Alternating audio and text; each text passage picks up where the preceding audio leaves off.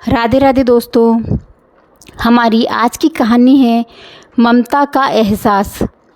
21 वर्षीय उमंग सोकर उठा तो कमरे से निकल सीधा किचन में आ गया, जहां उसकी मम्मी गैस चूल्हे पर पराठे बना रही थी। दूसरे बर्नर पर चाय का पतीला चढ़ा था।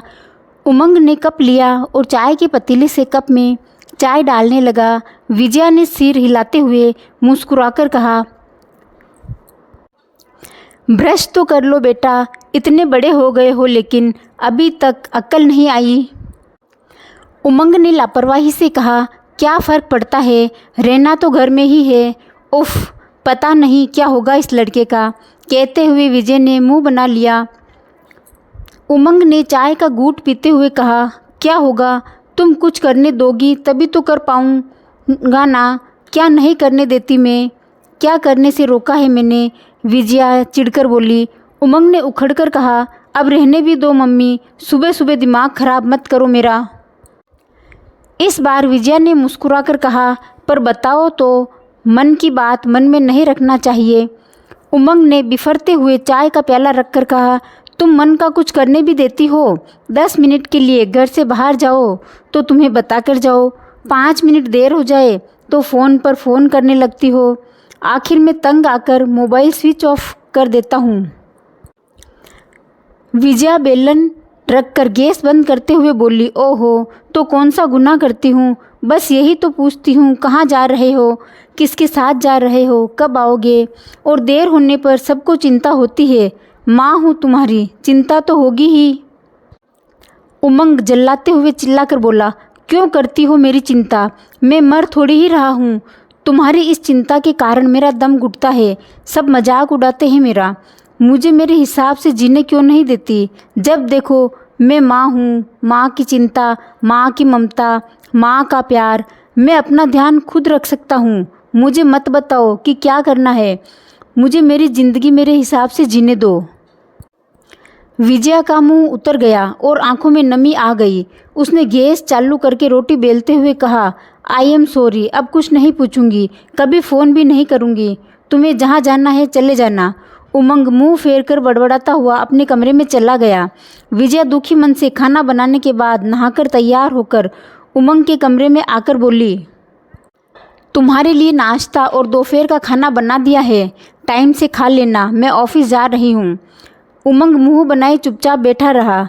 विजया बाहर आकर अपना पर्स उठाकर चली गई। शाम के 6 बजे उमंग को कोचिंग जाना था। घड़ी में टाइम देखकर मन में सोचा कि आज मम्मी कहाँ रह गई, रोज़ तो 5 साढ़े 5 बजे आ जाती है। उसको सुबह की बात याद आ गई, पर अपनी गलती पर अफसोस करने की बजाय वह अब भी इसके लिए कसूरवार मम्मी को ही मान रहा था।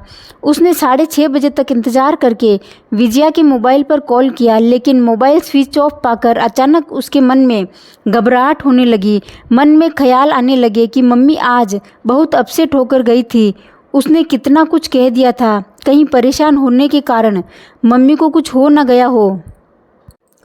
उसकी घबराहट धीरे धीरे और बढ़ने लगी। उसने तुरंत मम्मी के ऑफिस में कॉल करके पूछा, लेकिन ऑफिस से पता चला कि विजया तो आज लंच टाइम में ही चली गई थी। उमंग और भी ज़्यादा परेशान हो गया। उसने विजया की सहेलियों और मिलने जुलने वालों को कॉल करके पूछा, लेकिन सब ने यही कहा कि विजया उनके पास तो नहीं आई।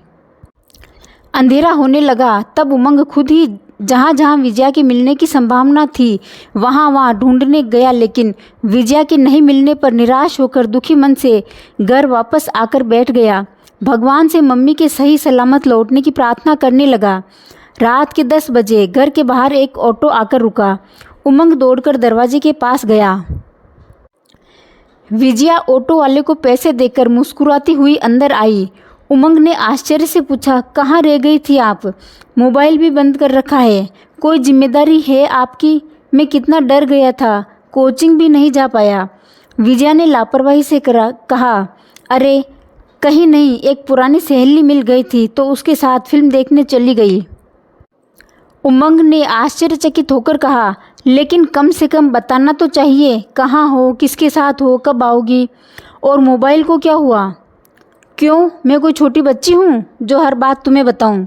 पुरानी सहेली से बहुत टाइम बाद मिली, ढेरों बातें हुई, कोई बार बार कॉल करके डिस्टर्ब न करे इसलिए मोबाइल स्विच ऑफ कर दिया था। विजया ने सहज भाव से उत्तर दिया। उमंग क्रोधित होकर बोला, आपका सही है, मैं यहाँ परेशान होकर सबको कॉल कर रहा हूँ, पागलों की तरह ढूंढता फिर रहा हूँ, और आप कह रही हो कि कोई छोटी बच्ची हूँ। विजया ने मुस्कुराकर कहा, मैं भी तो तुम्हारे मोबाइल बंद करने पर ऐसे ही परेशान होती हूँ, तुमसे बताकर जानने को कहती हूँ, तब तुमको बुरा लगता है ना। सुबह यही कह रहे थे, अब मैंने किया तो नाराज़ हो रहे हो क्यों? छोड़ो मेरी चिंता, मेरी ज़िंदगी है। बस करो मम्मी, उमंग ने शर्मिंदगी से सर झुकाकर कहा। आई एम सॉरी, मुझे एहसास हो गया कि आप जो कहती है वो सही है। आपको मेरी चिंता होती होगी, जैसे आज मुझे हुई। कैसे कैसे ख्याल मन में आ रहे थे। अब से आपको बताकर ही जाया करूँगा, मोबाइल भी बंद नहीं करूँगा, पर प्लीज़ फिर कभी ऐसा मत करना।